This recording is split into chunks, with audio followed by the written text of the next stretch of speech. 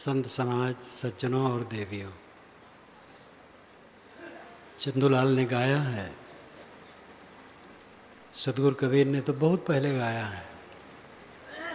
कहा जाता है जो उर्दू के गायक हैं वे कहते हैं ये पहला गज़ल है। गज़ल जब से बनने लगा है ये पहला गज़ल है कबीर साहब का बनाया हुआ, उसके बाद गज़ल चला है। हमन है इश्क मस्ताना, हमन को होशियारी क्या, रहें आज़ाद इस जग में, हमन दुनिया से यारी क्या।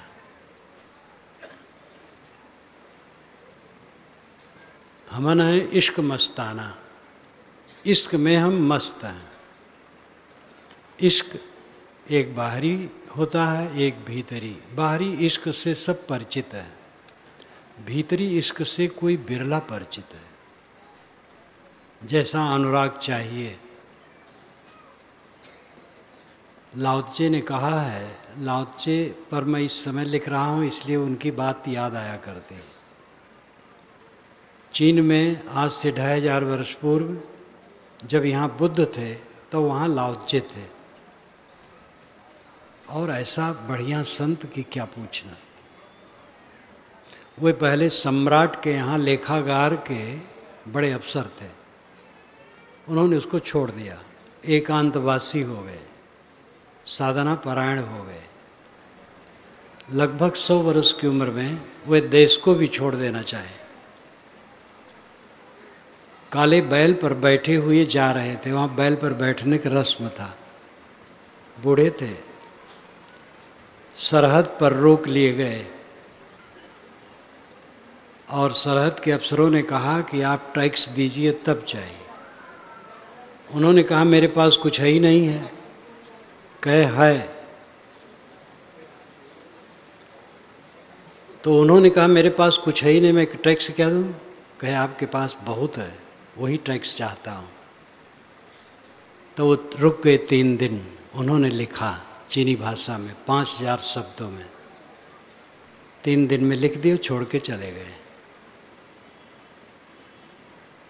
उसका नाम है ताओ ते चिंग। ताओ नियम, ते सद्गुण, चिंग पुस्तक। विश्व नियम और सद्गुण की पुस्तक बिल्कुल इस सिद्धांत से मिलती जुलती। कोई देव नहीं, कोई ईश्वर नहीं, कोई प्रार्थना नहीं, कुछ मांगना नहीं। जगत को समझो, अपने को समझो, निष्काम निर्माण हो जाओ, अपने में लौट आओ। तो उन्होंने एक सूत्र में नीचे कहा है, चीनी भाषा में समझता नहीं हूँ, पढ़ भी नहीं सकता हूँ, इंग्लिश में अनुवाद है। यूरोप अमेरिका वालों ने इंग्लिश में खूब किया है, वे विद्या व्यसनी है, उसी से मैंने किया है, कर रहा हूँ। नॉन एक्शन, क्रिया शून्य अवस्था में पहुँचना।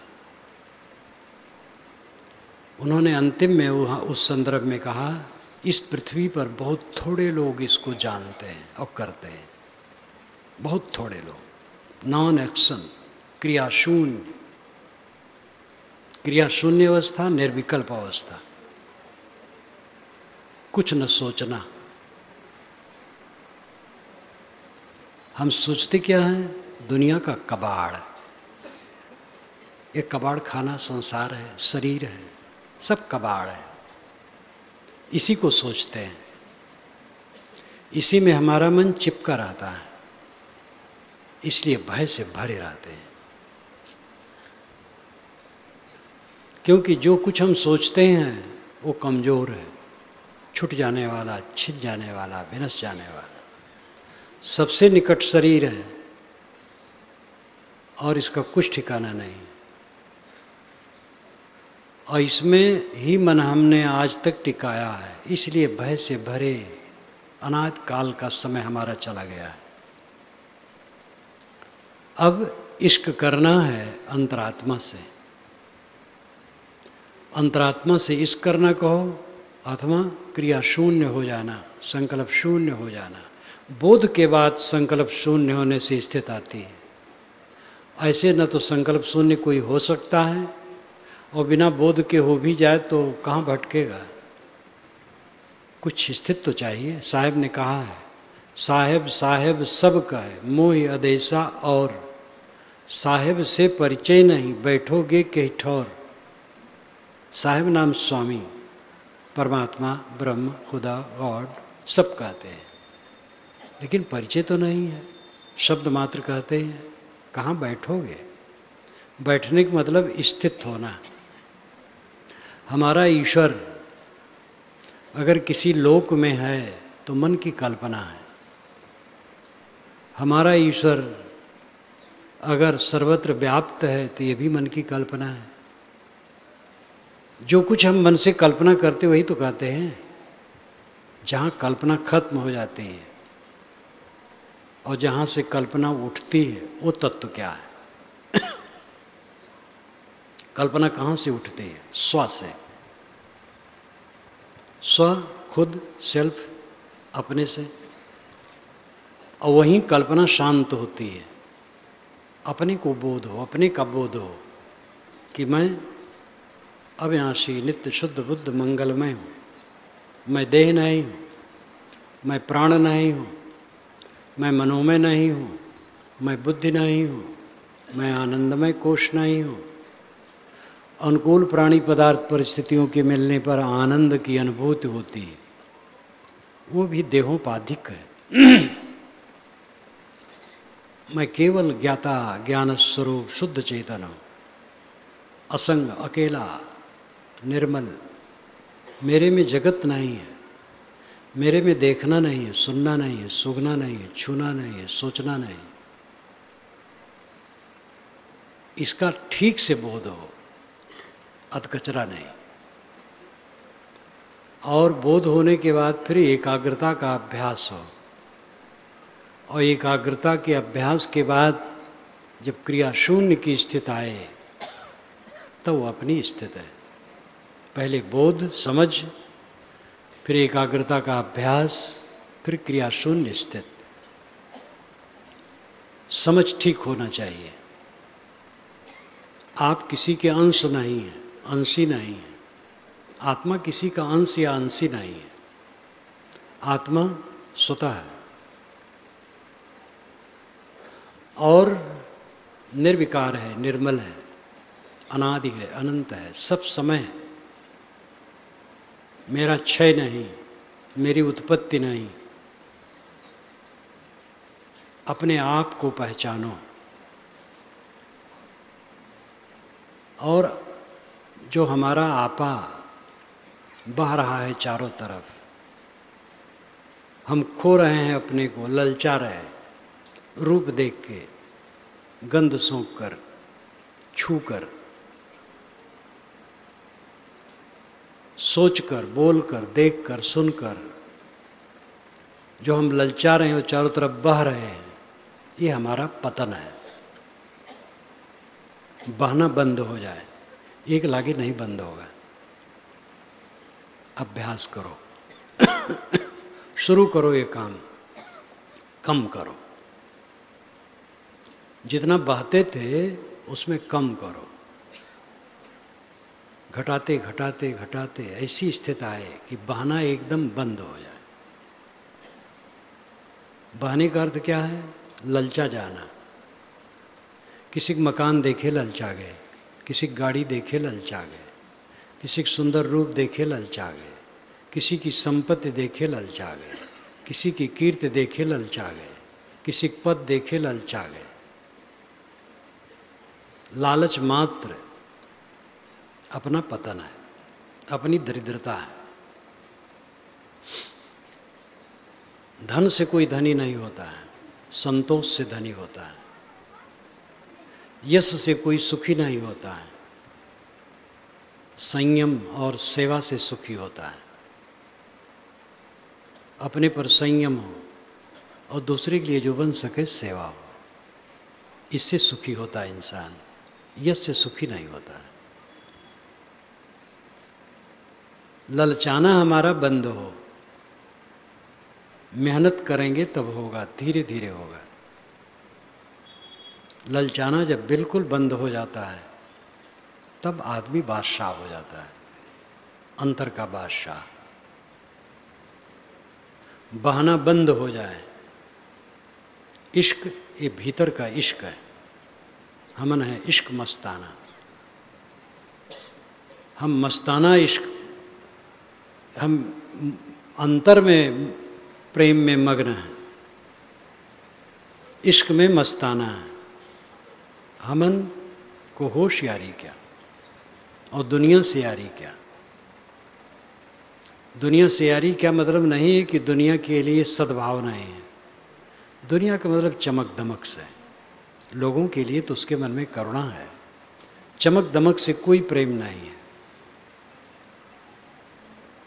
अपने पतन को हम रोकें, यही खास साधना है। अपनी अपनी श्रेणी के अनुसार स्त्री पुरुष गृहस्थ विरक्त कोई भी हो, पंथ से मतलब नहीं है। पंथवंत तो बनाया हुआ मनुष्य का है। जमीन वही है, मेड़े काल्पनिक हैं। बंदोबस्त में मेड़े टूट करके भिन्न तरह बन जाते हैं। जमीन काल्पनिक नहीं है, मेड़े काल्पनिक है। सत्य काल्पनिक नहीं है, संप्रदाय काल्पनिक है। संप्रदाय बनते हैं, बिगड़ते हैं, टूटते हैं, विनष्ट हो जाते हैं, नए हो जाते हैं। आजकल जितना संप्रदाय चल रहा है पूरी दुनिया में, 3000 वर्ष के अंदर के। पुरानी बाइबिल ईसा के पूर्व 1000 वर्ष के अंदर बनी है। कोई कुछ सौ वर्ष पूर्व, कोई कुछ सौ वर्ष पूर्व कोई अध्याय ईसा के 1000 वर्ष पूर्व के अंदर ही बनी है। और ईसा का संप्रदाय तो ईसा के बाद 2000 वर्षों से, इस्लाम 1428 वर्षों से, हिंदू शब्द वेदों में नहीं है, शास्त्रों में नहीं है, वैदिक साहित्य में नहीं है, दोनों महाकाव्यों में नहीं है, पुराण और महाभारत में, महाभारत और रामायण में, पुराणों में आया है। हिंदू शब्द का प्रचलन 2500 वर्षों से है। और हिंदू समाज का आजकल का जो खाका है ये 2000 वर्षों के अंदर का है। श्री राम श्री कृष्ण की पूजा, शिव जी की जिस ढंग से पूजा आजकल चलती हुआ है, और गणेश गौरी, तीर्थों की बात, छुआछूत इत्यादि, ये सब बातें वैदिक नहीं है। चारों वेदों में कहीं नहीं लिखा कोई अछूत होता है। गौरी गणेश की कहीं पूजा नहीं है, रामकृष्ण की चर्चा ही नहीं है, तीर्थों का पता नहीं है। हिंदू समाज का ढांचा जितना आज है 2000 वर्षों के अंदर का ज़्यादा है।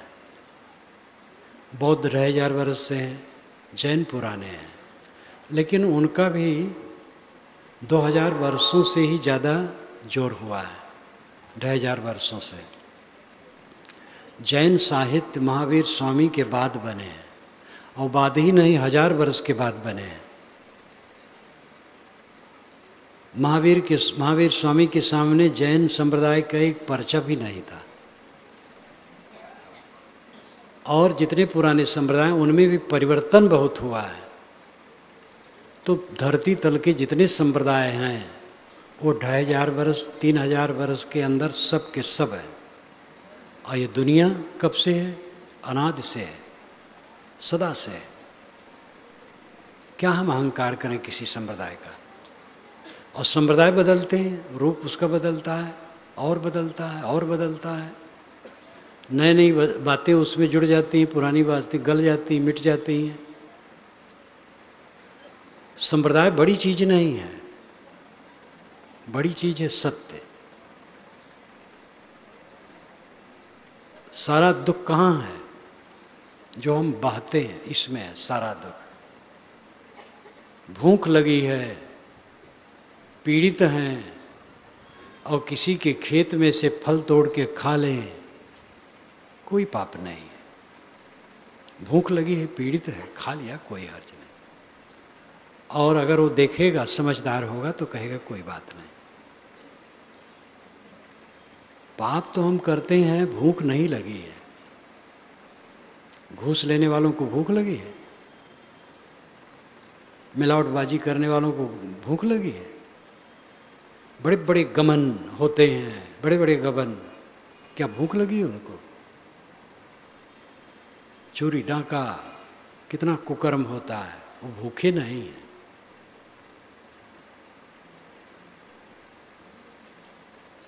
तन की भूख तनिक है, तृप्त पावे या शेर। मन की भूख अथाह है, तृप्त न पाए सुमेर। ये हमारे गुरु जी की साखी है, विवेक प्रकाश में आती है। तन की भूख तनिक है, थोड़ा सा, और मन की भूख अथाह है। सुमेर पर्वत के समान धन मिल जाने पर भी तृप्ति नहीं होती है। इस पर ध्यान देने की आवश्यकता है। सबके मन में मवाद मवाद भरा है, मवाद। मवाद जिसके मन में न हो वो धन्य है। कुछ लोग हैं जिनके मन में मवाद नहीं है, पीड़ा नहीं है, संताप नहीं है, तृष्णा नहीं, उद्वेग नहीं है, निर्मल मन, सब समय स्वर्गीय जीवन। मैंने कल कहा था, पौराणिकों का स्वर्ग घृणित है, आत्मवादियों का स्वर्ग शुद्ध स्वरूप स्थित है। स्वर्ग शब्द का प्रयोग कबीर साहब ने भी किया है, स्वामी शंकराचार्य ने भी किया है। और यह स्वर्ग अपने में लौटना है। पौराणिकों का स्वर्ग देह का विलास है, गंदगी। पौराणिकों के स्वर्ग को मैं नहीं कहता हूँ। जो अध्यात्मवादियों का स्वर्ग है, अपने में लौटना। मन का मवाद समाप्त हो जाए, ये हमें काम करना चाहिए। ललचाने की आदत खत्म होगी तब ये होगा। हम बह रहे हैं, जहाँ जहाँ गयो अपनपो खोयो, ते फंदे बहु फंदा। ये साहब की पंक्ति है। आप जहाँ जहाँ गए अपनपो खो दिए, अपना स्वत्व, अपना स्वरूप भाव, अपना विवेक खो दिए, अपनी तृप्ति खो दिए। किसी को कुछ देख करके मन ललचा गया तो हम दरिद्र हो गए। कुछ भी हो, दुनिया में क्या है जिससे ललचा जाए? कूड़ा के अलावा सब कूड़ा है। सूफी संतों ने खाकदान कहा है संसार को, खाकदान, धूल का पात्र। इतनी मूर्तियां बैठी हैं, सब मिट्टी के पिंड है। मेरा शरीर, आपका शरीर, सब मिट्टी का पिंड है। और दूसरे ढंग से भी कह सकते हैं, बर्फ का पिंड है, धूप लगने पर सब गल गया। ऐसे काल का धूप लगने पर सब गल जाएगा। बिहार में सुनता हूँ लाखों लोग बह के मर गए। वहाँ के लोग, मैं तो अतिशयोक्त समझता था, वहाँ के लोग आए हैं बताएं, लाखों लोग बह के मर गए। काल की बाढ़ तो सब समय है। दुनिया में कौन ऐसी वस्तु है जिसके लिए आकर्षित हुआ जाए? आकर्षण का कारण केवल मेरे चित्त की अविद्या है, अज्ञान है। अज्ञान के कारण हम आकर्षित हैं। इस अविद्या का पर्दा फाड़ने के लिए हमें निरंतर साधना करना है। पात्रत्व के अनुसार सबको सत्संग से लाभ होता है। इतने लोग यहाँ आए हैं, कितना कष्ट उठा के आए हैं, कहाँ कहाँ पड़े हैं बेचारे। मकानातों में हैं, लेकिन टेंटों में भी हैं, खुली जगहों में भी हैं, सड़कों में पड़े रहे। यहाँ क्या पाते हैं? धक्का के सिवा। उनका भाव है संतों के पास जाएंगे, मन में सुंदर भावना है और पात्रत्व के अनुसार उनको लाभ होता है। मैं सुबह 3 बजे जब ऊपर घूमने गया जहाँ मेरा निवास है, तो देखा पेड़ों के नीचे खुले में भी लोग सोए, ऊपर से देखा तो मुझे अपनी बात याद आई। जब थोड़ी उम्र में मैं संतों के भंडारे में जाता था, आसपास भंडारा कहा जाता था। जब तक वहाँ रहा तब तक प्रवचन किसी संत सम्मेलन में नहीं सुना। आसपास जो छोटे छोटे होते थे भंडारा कहते थे, तो माता से कुछ मांग लेता था और जा कर के संत को दे देता था। और वहाँ खाता नहीं था कि संत को देना चाहिए, पास में था, सुन देख करके चले आए। आप लोग तो दूर से आए, खाना पड़ेगा, ये नहीं कि आप न खाएं। तो जाता था, उनको देखता था। भजन कभी कभी लोग गाते थे, वो सुनता था। जब कुछ भी नहीं होता था तो भी साधुओं को देखकर सुनकर मन में अच्छा भाव टिकता था, और वो भाव हमारा बल हुआ।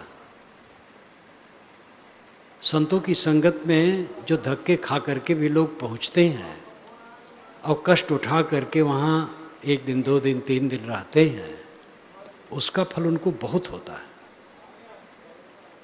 मुझे याद आया कि मैं भी जाता था और संतों को देखता था, उनकी वाणी सुनता था, भजन सुनता था।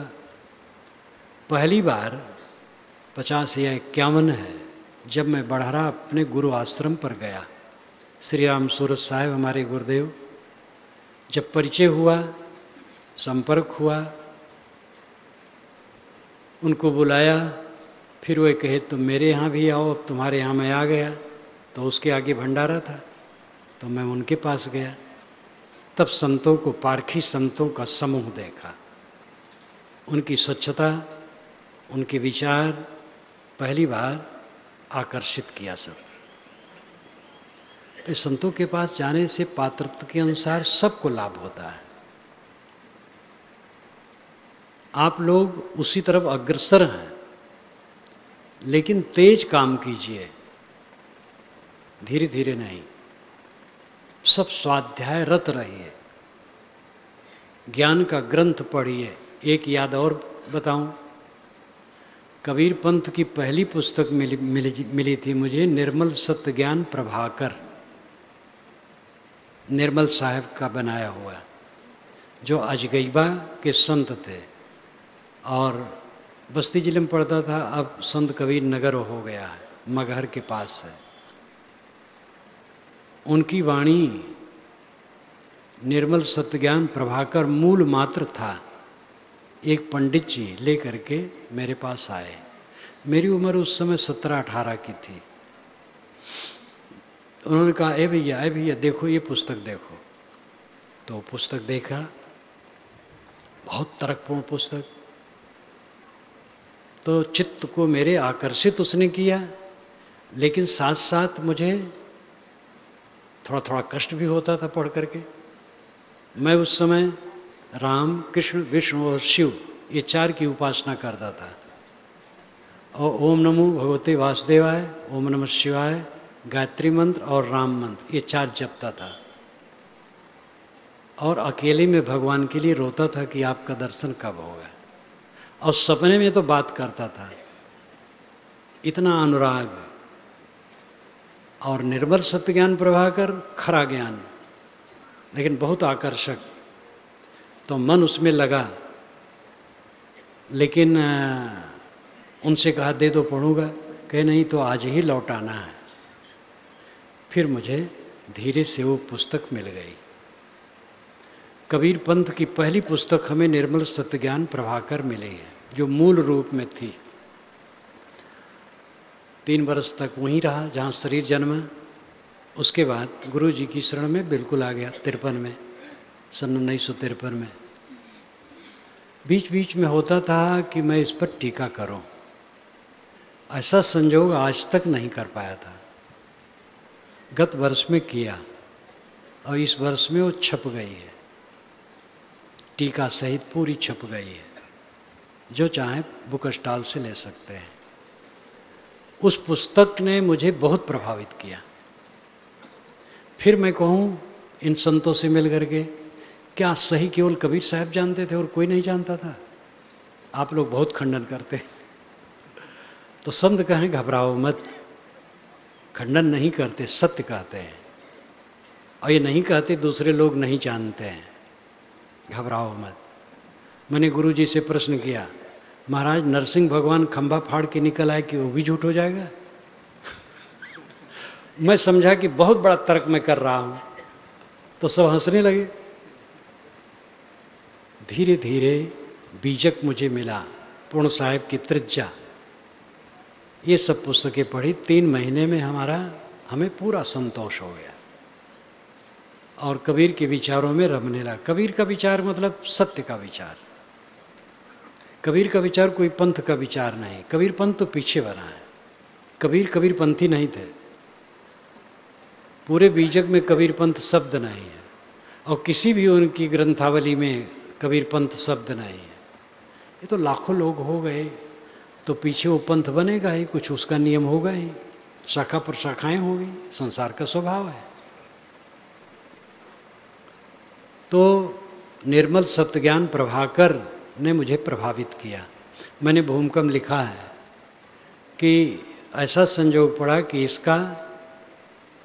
इसकी व्याख्या मैंने अपने जीवन के आखिरी समय में किया, जबकि शुरू में ये मिला और शुरू में करने का विचार होता था, अंत में किया, लेकिन कर डाला तो मुझे संतोष है। ये पुस्तक जिनको पढ़ना हो बुक स्टार में मिलना चाहिए। निर्मल सत्यज्ञान प्रभाकर में आता है, देह द्वारते जगत ज्ञान है, जगत ज्ञान है दुखदाई, देह संबंध छुटेगा तब जब सकल वासना जर जाई। देह द्वारते जगत ज्ञान है, ये देह के दरवाजे से जगत का ज्ञान होता है और जगत ज्ञान है दुखदाई, जगत ज्ञान दुख देता है। देह संबंध छुटेगा तब जब सकल वासना जर जाए। जब सारी वासनाएं जल जाएंगी तब देह संबंध छूटेगा। एक ईसाई विद्वान ने लिखा है, उपन्यास के रूप में है लेकिन वैराग प्रधान पुस्तक है। ईसा का नाम पूरी पुस्तक में कहीं नहीं दिया है। उसने एक जगह लिखा है, धरती माता का सब दूध पीते हैं और इसका आकर्षण फिर बारंबार यहाँ ले आता है।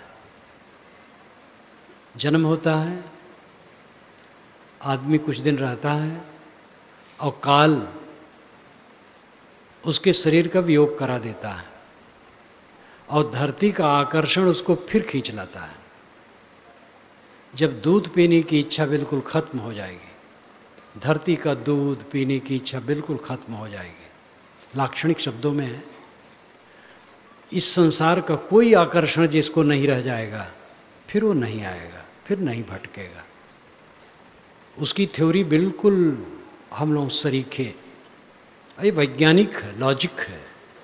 जब ये बात मैंने एक भौतिकवादी से कही जो मार्क्सवादी, उन्होंने कहा बिल्कुल लॉजिक है। तृष्णा से आदमी भटकता है, तृष्णा जब मिट जाएगी क्यों भटकेगा। हमारे अंदर का जो मोह है, तृष्णा है, ललक है, लालच है, इसने हमें दरिद्र बनाया है। बादशाहत का सुख, सम्राट होने का सुख भोगना है तो लालच को घटाओ।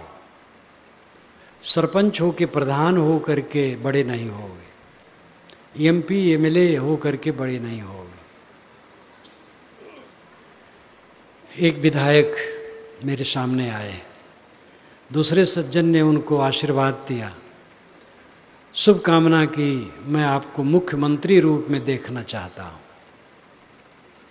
उस समय तो मैं ज़्यादा नहीं कहा, पीछे कहा कि मुख्यमंत्री हो करके ये क्या करेंगे। ये मनुष्य हैं इसलिए बड़े हैं, विधायक हैं तो छोटे हो गए, अब अगर मंत्री हैं तो और छोटे हो गए, और मुख्यमंत्री तो और छोटे हो गए, प्रधानमंत्री तो और छोटे हो गए। मनुष्य हैं बस बड़े हैं। मनुष्य बड़ा और क्या है। विधायक होगा, प्रपंच बढ़ेगा, कुछ और उल्टा सीधा करेगा। मुख्यमंत्री होगा तो पता नहीं कितना उल्टा सीधा करेगा। उसमें क्या बड़ा हो गया? क्या बड़ाई करते हो इनकी? ये कहो आपकी मनुष्यता श्रेष्ठ है, और कुछ जितना बनोगे वो बिगड़ेगा। मन होता है हम मुख्यमंत्री हो, प्रधानमंत्री हो, होने वाले हैं, होते हैं, वो काम करते रहेंगे। लालच छोड़ो, पद सेवा की जगह है।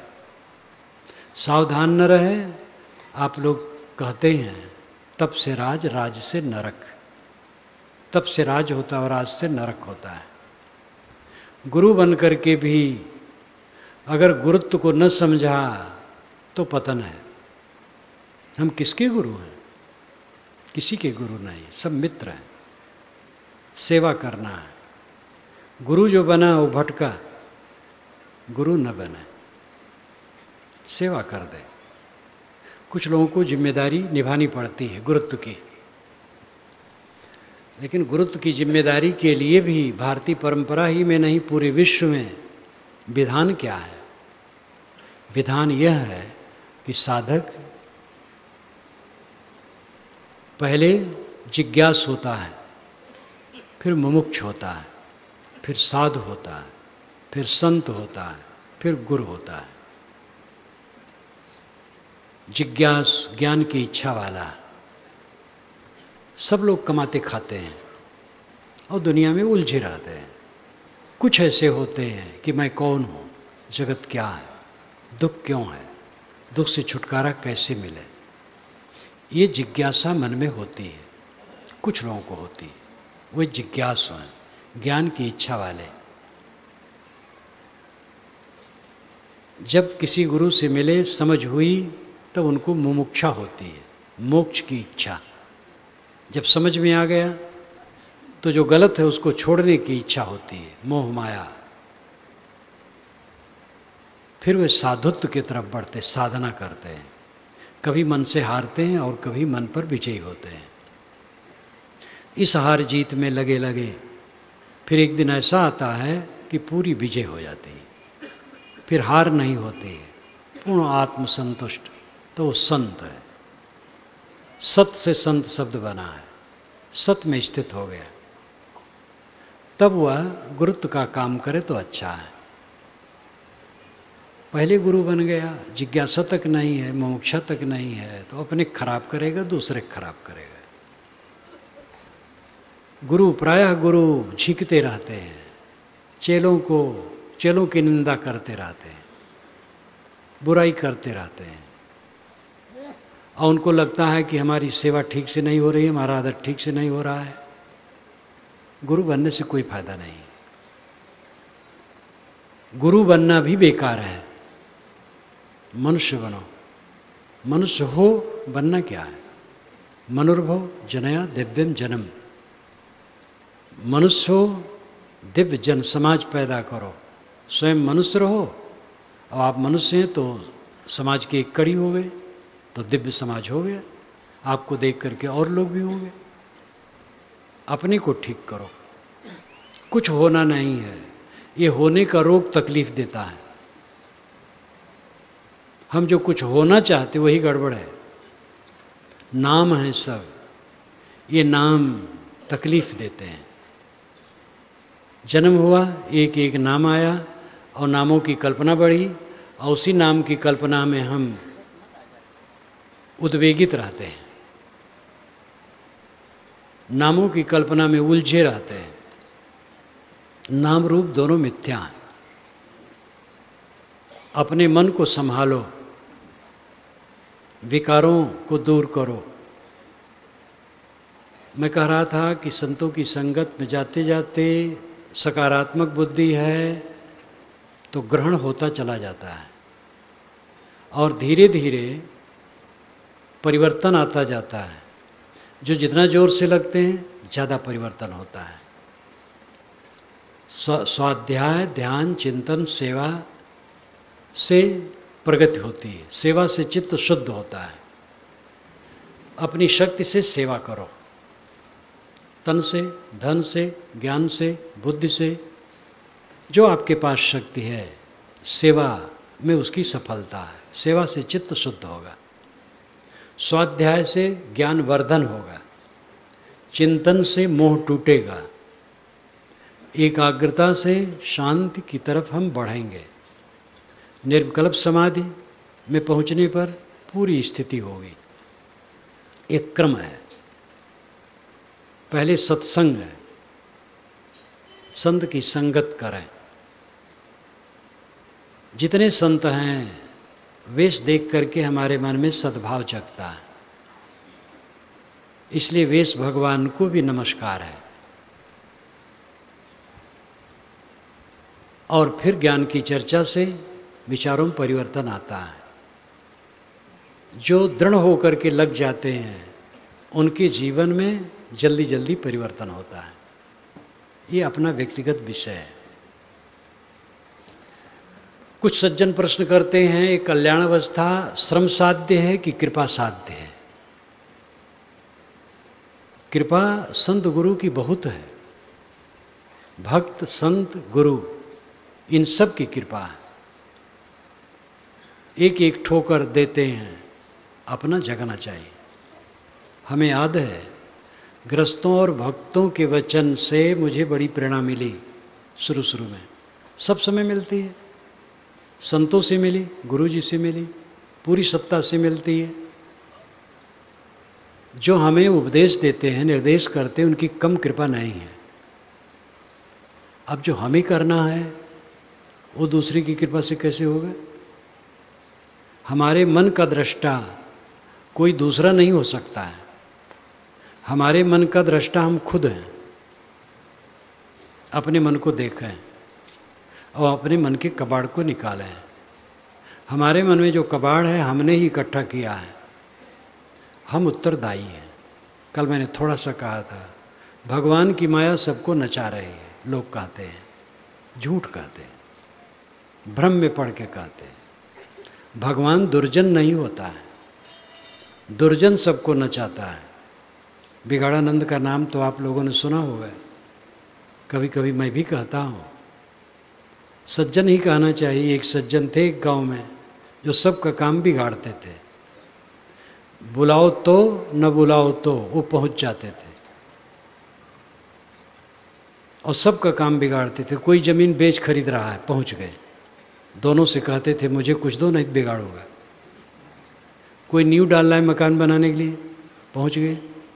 तुम जहाँ नींव डाल रहे हो ये दूसरे के हिस्से में है, तो लोग कुछ दें भैया छोड़ो। हर जगह वो हस्तक्षेप करते थे। एक सज्जन का लड़का, उसको देखने के लिए बरदेखुआ आए थे लड़की वाले। तो घर वाले ने अपने लड़के से कहा, बेटा, उनका नाम लोग बिगाड़ानंद कर दिए थे। सबके काम बिगाड़ते थे, इसलिए बिगाड़ानंद लोग कहते थे। बिगाड़ानंद आएंगे सब बिगाड़ देंगे। तो उन्होंने रुपया दिया और कहा कि जब वो आएंगे उनके चरणों पर रख करके पैर छू लेना। तो आए वो बिगाड़ानंद बैठ गए। उस बच्चे ने रुपया रखा, पैर पर छू लिया। कहा, बेटा खुश रहो, तुम्हारी मिर्गी जल्दी अच्छी हो जाए। रुपया कम था इसलिए बिगाड़ दिया। बर देखुआ कहे भैया मनही में कि ये जब बर को, लड़के को मिर्गी आती है तो वहाँ लड़की देना तो वहाँ बेवकूफ़ी है। चुपचाप उठ के चले गए। वो सब का काम बिगाड़ते थे। मरने का टाइम आया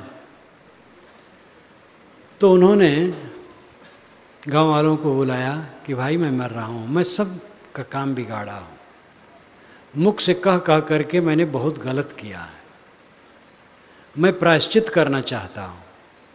जब मैं मर जाऊँ तो एक लकड़ी मेरे मुख में गाड़ दी जाए। लोग कहे नहीं, हम लोग क्षमा करते हैं, अब ये सब नहीं। कहे नहीं करेंगे तो मेरी अंतरात्मा संतापित होगी। लोगों ने कहा भाई इसी बात है तो कर दिया जाएगा, मर जाएंगे तो क्या जलाना ही है। मर गए तो बढ़ई को बुलाया गया, एक लकड़ी साफ करके पतली सी दांत खोल करके मुख में डाल दिया गया। कफन किया गया, अर्थी में लेके चले। संयोग था उधर से थानेदार साहब आ रहे थे, पुलिस आ रही थी कि भाई कौन मर गया है, इसके मुंह पर इस सिग्नल जैसे कैसे क्या खड़ा है, उतारो। पुलिस का अधिकार होता है, कहीं भी वो जांच कर सकती है। उतारे, थानेदार ने कहा इतने ढीठ हो, इसके मुख में लकड़ी गाड़ के मारे हो, लकड़ी सहित ले जा रहे हो। सबको पकड़ा और जेल में डाला, गांव भर को। गांव वालों ने कहा धन्य हो बिगाड़ानंद, जीवन भर सबका काम बिगाड़े, मरते भी सबका बिगाड़ के गए। क्या भगवान ऐसे बिगाड़ानंद है? भगवान की माया सबको नचाती है। भगवान माया रखे हैं, कटही कुतिया सब पर लुहकार देता है और सब काटे जाते हैं। आज तक थाने में रिपोर्ट करना चाहिए भगवान के ऊपर। थानेदार साहब से कहना चाहिए महाराज भगवान को खोजिए, वो माया सबके ऊपर दौड़ाई है, पकड़िए। थानेदार बेचारा कहाँ पकड़ेगा? भगवान की माया हमें नहीं नचाती, हमारी माया हमें नचाती है। कहने सुनने में लोग धर्म के क्षेत्र में ऐसी ऐसी बातें हैं जो बिल्कुल गलत हैं और बिल्कुल सही है, दोनों प्रकार की बातें हैं। इसलिए न तो हम परंपरा की सारी बातों को स्वीकार सकते हैं और न सारी अस्वीकार सकते हैं। हमारी परंपरा ने हमें बहुत दिया है, उससे हम उपकृत हैं, लेकिन जो गलत बातें आ गई हैं उनका त्याग आवश्यक है। और ये सब समय रहा है, पहले ज़माने में भी रहा है। ग्रहण और त्याग। साधु ऐसा चाहिए जैसा शुभ सुभाए, सार सार को गह रहे थोथा दे उड़ाए। ये साहब की साखी जगत प्रसिद्ध है।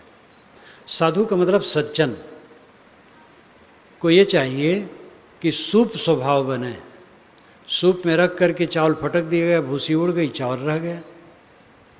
ऐसे विचारों से फटक पछोर करके बात मानो, सब न मानो। वेद के ऋषि ने बहुत पहले कहा, चलनी का उदाहरण उन्होंने दिया। सक्त में उतित ना पुनंतो यद्र धीरा मनसा वाचम कृत अत्रा सखाया सख्या निजानते भद्र ईशाम लक्ष्मी निहितादिवाच। सक्तुम यु तितुना, सक्तुम सतुआ। सक्त क्यों कहते हैं? हम लोग सत्तु कहते हैं, वेद में संस्कृत में सक्त कहते हैं। यास्क मुनि ने इसकी परिभाषा दी है। आज से 2800 वर्ष पूर्व यास्क मुनि हुए हैं। उनका ग्रंथ अभी भी उपलब्ध है। तो उन्होंने कहा है, सक्त इसलिए कहा जाता है कि उसके कण एक दूसरे में चिपके रहते हैं और अलग करना बड़ा मुश्किल होता है, इसलिए उसको सक्त कहते हैं। सक्तुम यु तितौना, तितौना नाम चालना, तितौ नाम चलनी। चलनी से जैसे सत्तू छाना जाता है, तैसे विवेक से वाणी को छानो।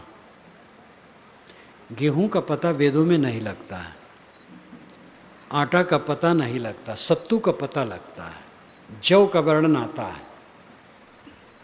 चिवड़ा दही का पता नहीं लगता है, सत्तू का पता लगता है। सत्तू का पता कई जगह लगता है। सत्तू जैसे चालते हैं चलनी से, वैसे विवेक से वाणी को चालो। ये हमारे वेद के ऋषि कहते हैं। वेद के ऋषि चलनी और कबीर साहब सूप, दोनों बताते हैं परंपरा का आदर करो, लेकिन निर्णय करो। गुरु पूज्य है, परंपरा पूज्य है, शास्त्र आदरणीय है, लेकिन विवेक को त्याग करके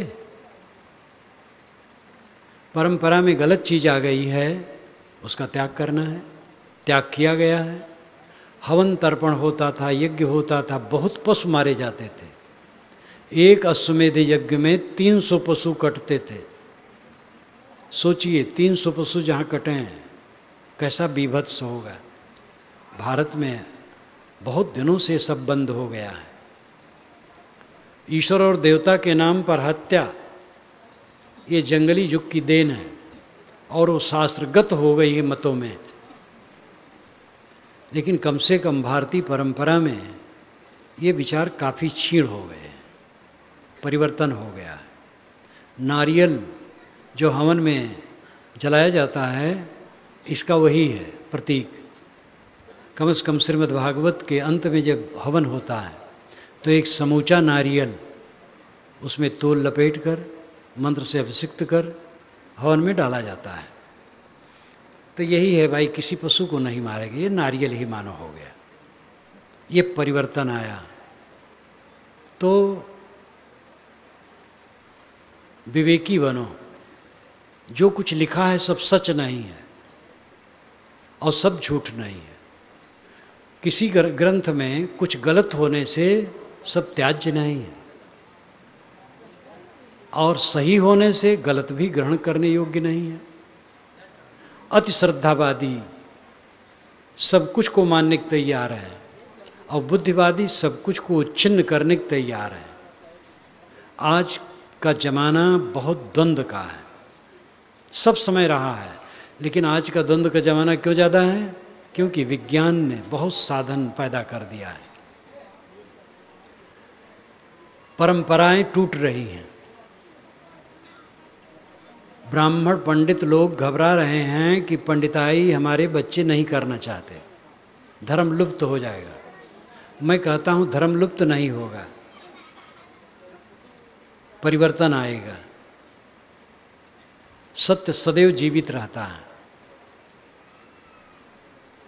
विज्ञान बढ़ जाने से, वैज्ञानिक तर्क बढ़ जाने से नई पीढ़ी चमत्कार को नहीं मानती और चमत्कार पुराने लोग लाते हैं, इसलिए दोनों में टुटन है। पुराने लोग कहते ग्रंथों में लिखा हो पूरा ग्रंथ सच है, आर्ष वचन है, भगवत वचन है। नए लोग कहते हैं जब उसमें व्यर्थ की बात है वो कैसे मानी जाएगी, इसलिए सारे धर्म ग्रंथ आग में फेंक देना चाहिए।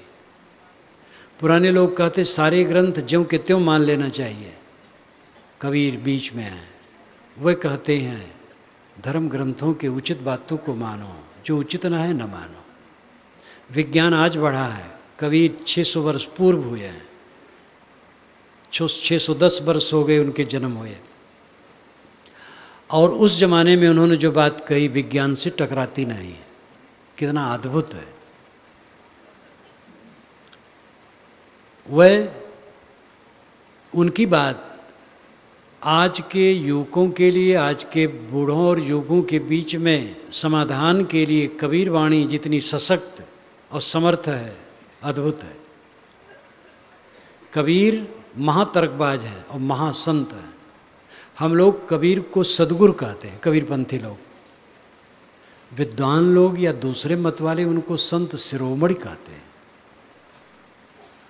राम सुखदास जी महाराज गीता प्रेस के, उन्होंने कहा कबीर संत शिरोमणि हो गए।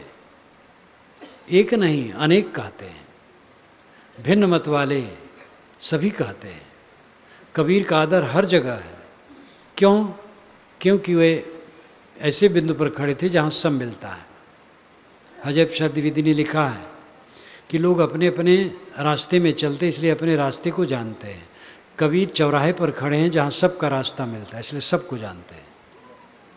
तो उस चौराहे में जो गलतियाँ उसको टोकते हैं और सबका आदर करते हैं। कबीर तर्क करना जानते हैं, महाश्रद्धावादी हैं। वह राम, हरि, सारंग, पाणी, ब्रह्म सब शब्दों का आदर करते हैं। और फिर इतना नहीं, अल्लाह, गॉड तो नहीं कहते, अल्लाह, खुदा, रहीम, करीम, ये सब भी कहते हैं। गॉड शब्द का प्रचलन उतना नहीं था। गॉड शब्द का प्रचलन अभी 600-700 वर्षों से है, पहले ये शब्द नहीं था। शब्द तो सब बनाए होते हैं, लेकिन सत्य नित्य होता है।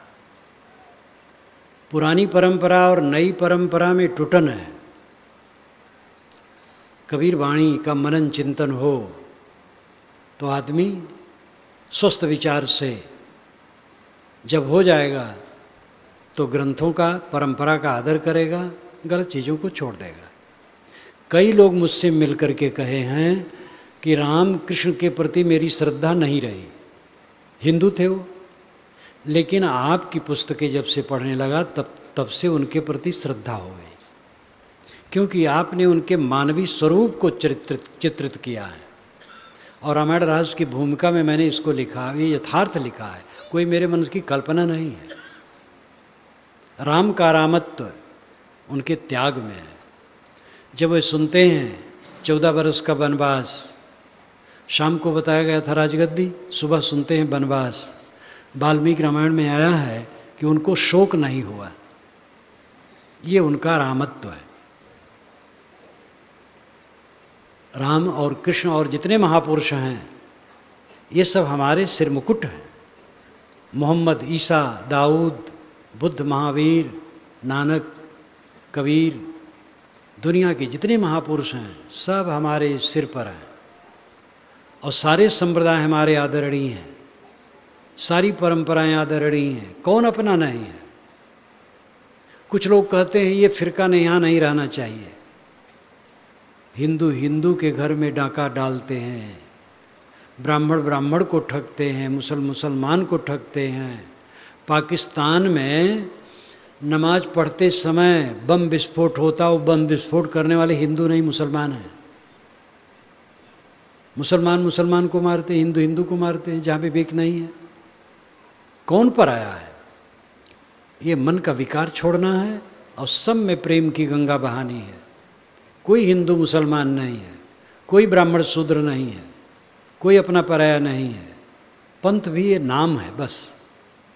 कबीर पंथ, वैष्णव पंथ, दादू पंथ, दरिया पंथ, वेदांत, शायो शाक्त, ये सब नाम हैं। मनुष्य मनुष्य है। इसलिए उदार चिंतन की आवश्यकता है। मैं अपने आधार बिंदु पर आकर के समाप्त करूंगा। हम लोग बह रहे हैं, इसलिए पीड़ित हैं। इतने लोग यहाँ बैठे हैं, मैं विश्वास करता हूँ कि इनको भोजन न मिले दुखी हों, ऐसा नहीं। सब भोजन करते हैं और सब कपड़े पहनते हैं और सब घर में रहते हैं। घर फूस हो, कपड़ा हो, पक्का हो, बहुत अच्छे तरह से बना हो, साधारण से बना हो, ये तो योग्यता के अनुसार हो जाते, इसका बड़ा महत्व नहीं है। लेकिन सब घर में रहते हैं। पीड़ित जो न हो, जिसका मन पीड़ित न हो, धन्य है। कुछ सौभाग्यशाली हैं जिनका मन पीड़ित नहीं है, जिनके मन में मवाद नहीं है, जिनके मन में विकार नहीं है। जो सबसे बड़ी बात है जीवन में, वो यही करने योग्य है, मन निर्मल हो, सब समय निर्मल। और ये तब होगा जब विनम्रता आएगी, पूरी विनम्रता, निरहंकार भाव, निष्काम भाव, और अंत को देखना, असहाय अवस्था, असंग अवस्था, अल्प अवस्था। आजकल में हमारा शरीर बिस्तर पर पड़ा रहेगा, असहाय बना, मरने के समय आ जाएगा। अचानक भी मौत होती है और धीरे धीरे जीर्ण होते होते वो खाट पर पड़ जाता है, असहाय। वो असहाय अवस्था आना है पक्का सबका। और अल्पता, वहाँ क्या होगा हमारे पास? दवाई पानी, कुछ कपड़े और कोई चीज़ें आगे पीछे रखी होंगी। कभी कभी कोई आके बैठ के मेरे लिए सहानुभूति कर देगा बस। और चाहे जितना हमारा नाम हो, कितना ऐश्वर्य हो फैला, कुछ हमारे साथ नहीं होगा। अल्पता में हम आ जाएंगे और असंगता, अकेलापन, तब अकेलेपन का अनुभव होगा, लेकिन तब काम नहीं होगा। पहले से अपने को अंदर से इतना मजबूत कर लो, मेरा कुछ नहीं है, मेरा कोई नहीं है, मेरा शरीर नहीं है, आभास मात्र शरीर। स्वामी शंकराचार्य ने कहा है कि कृतार्थ आत्माओं के शरीर को देख करके साधारण लोग समझते हैं ये तो हमारे सरीखे हैं, समझ नहीं पाते। आभास मात्र उनको शरीर है, वे अशरीरी हैं, आत्मलीन पुरुष हैं, शरीर में रहते हुए अशरीरी हैं, देह में रहते रहते विदेह हैं। देह का फल यही है कि हम विदेह हो जाएं। जीवन के साथ मृत्यु को देखें। जीवन और मृत्यु दो नहीं है। जन्म हुआ बस मृत्यु शुरू, क्षण क्षण मृत्यु। शरीर की मृत्यु होती है। अपनी अमर आत्मा को समझो, आपकी मृत्यु नहीं होती, आप अमर हैं। और अपने मन को बाहर से समेटो, अंतर्मुख हो। जब तक एकाग्रता न बढ़ेगी निर्भयता नहीं आएगी। और पूरी निर्भयता आएगी जब निर्विकल्प समाधि होगी। संकल्प शून्य अवस्था, क्रिया शून्य, नॉन एक्शन, क्रिया शून्य। सारा संकल्प शांत हो गया, अपने आप रह गया, पूरा निर्भय। हमारा मन दुनिया में टिकेगा तो हमें तकलीफ होगी। शरीर और शरीर से प्रतीतमान सब कुछ दुनिया है। आत्मा अत्यंत सूक्ष्म है, समझना बड़ा मुश्किल, लेकिन लगे तो सबसे सरल वही है। वो आपका अस्तित्व ही है। अपने मन को समेटो, अपने आप में स्थित। आपका घर आपके भीतर है। बाहर का घर तो शरीर के लिए है। आपका घर आपकी स्वरूप स्थित है, आत्म स्थित है। यथा यथा प्रत्यवस्थितम मन तथा तथा मुंचति वाहि वासना निशेष मोक्षे सति वासनानां आत्मानुभूति प्रतिबंध शून्य। ये स्वामी शंकराचार्य का वचन है।